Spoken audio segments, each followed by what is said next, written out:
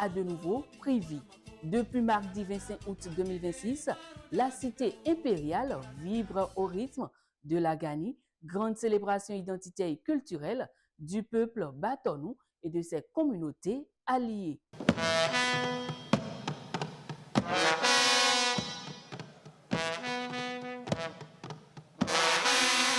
Pendant 3 jours, la ville est devenue le théâtre de rythmes royaux, de processions, de chants, de tambours et de démonstrations équestres. Une fête où l'histoire se raconte, se vit et se transforme de génération en génération. Dès l'ouverture des festivités, les têtes couronnées et les délégations royales ont fait leurs arrivées à Niki, donnant le ton à cette nouvelle édition. Puis, dans la soirée, les tambours sacrés sont sortis. Leurs sonorités ont résonné dans la cité impériale, marquant ainsi le coup d'envoi des grandes cérémonies. Et au-delà des rites et des traditions, cette édition 2026 a été marquée par un geste hautement symbolique. Présent à Niki, le président de la République, Romuald Wadaï, a été reçu par Sa Majesté Sero Toru Tuku Sari, empereur de Niki.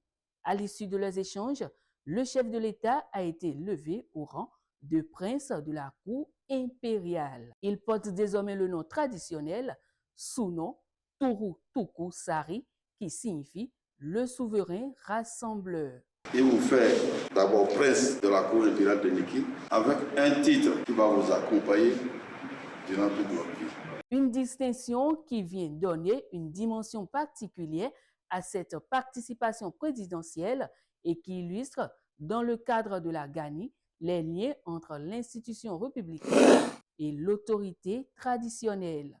Après cette première journée placée sous le signe des rites et des symboles, la fête est entrée mercredi dans son temps fort. Le Sinaboko a quitté le palais pour son parcours rituel à travers Niki.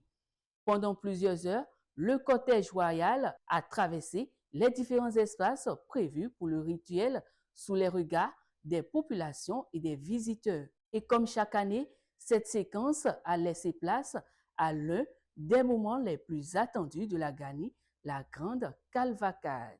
Dans l'arène, les cavaliers Wasangari ont offert un spectacle impressionnant.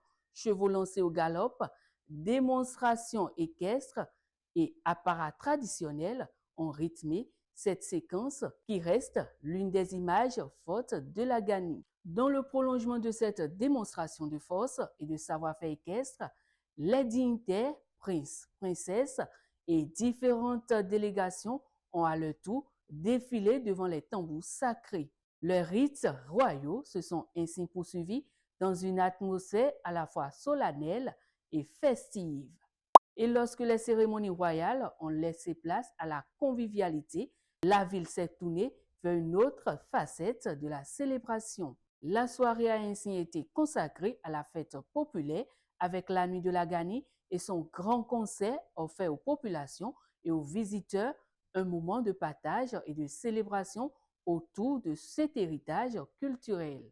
Au thème de ces 3 jours de festivités, Niki aura donc une nouvelle fois fait résonner ses tambours, vibrer sa tradition et célébrer l'héritage du royaume Batonou. Si les festivités de la Gani s'achèvent aujourd'hui, les chants, les rites et les symboles transmis au cours de ces cérémonies continueront, eux, de raconter l'histoire d'un peuple et de sa couronne.